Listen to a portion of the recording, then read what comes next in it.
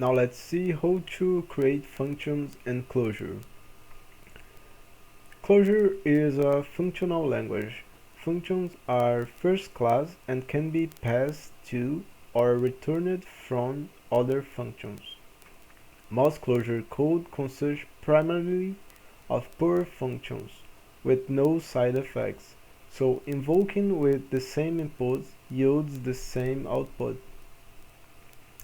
The define defines a named function. Here is an example of the user of define. We and the first element is the name, the second is the params, and the third element is the body of the function. This function has a single parameter name. However, you may include any numbers of parameters in this params vector and invoke a function with the name of the function in a function position, and the function position is always the first element of a list. Here is an example of a function invocation. Multi-arity functions. Functions can be defined to take different numbers of parameters, different arity. Different arities must be all defined in the same defn. Using defn more than once will replace the previous function. Okay? Each arity is a list. One arity can invoke another.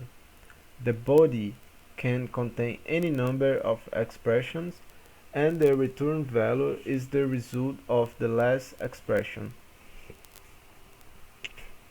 Here is the example.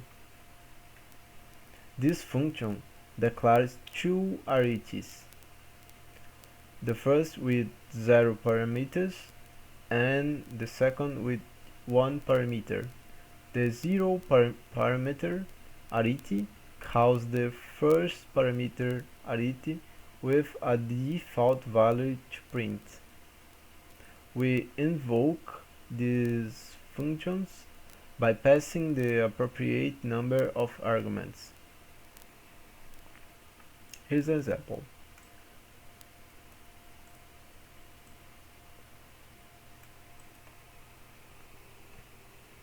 Now let's talk about variadic functions. Functions may also define a variable number of parameters. This is known as variadic function.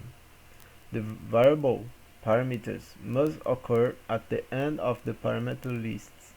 They will be collected in a sequence for use by the function.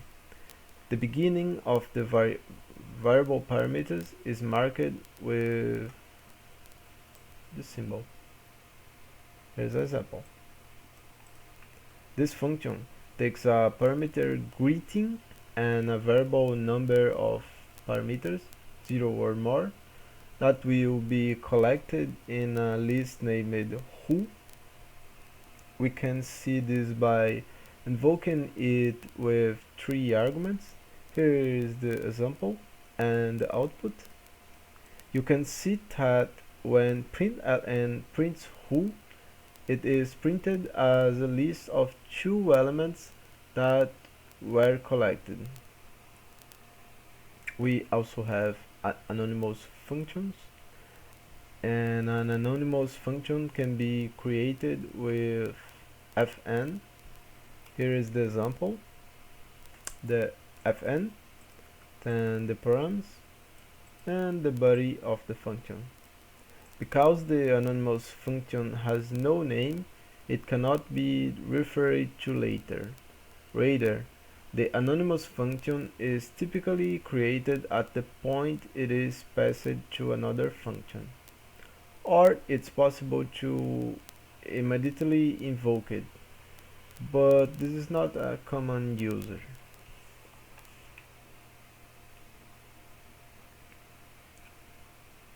And here we defined the anonymous function, and in the function position, the first element of the list, okay, of a larger expression that immediately invokes the expression with the argument, this argument, okay. And many languages have both statements which imperatively do something and do not return a value, and expression which do. Clojure has only expressions that return a value. We'll see later that this includes even flow control expressions like if. Let's discuss a bit about defn vs fn. It might be useful to think of defn as a contraction of def and fn, but the fn defines the function and the def binds it to a name. These are equivalent. Here's an example.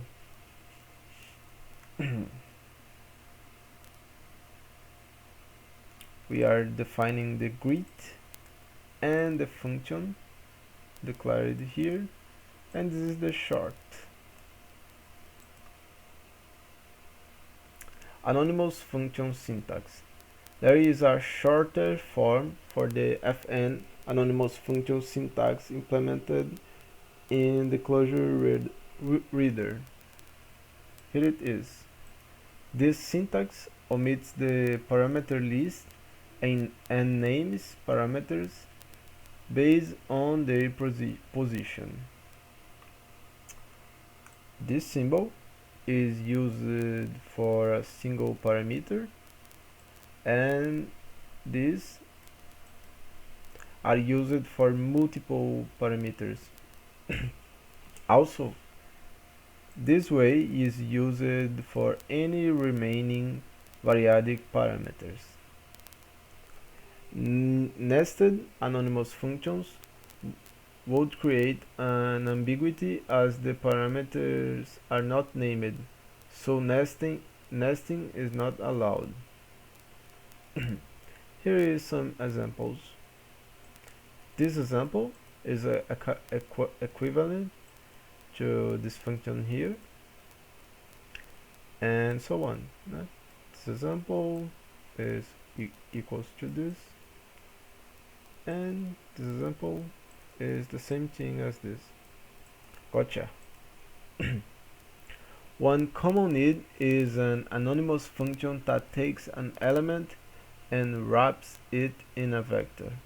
You might try writing that as this anonymous function expands to the equivalent.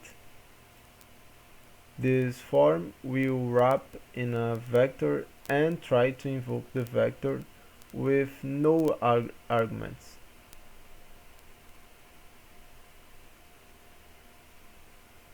Okay, that's it for today. Thank you so much.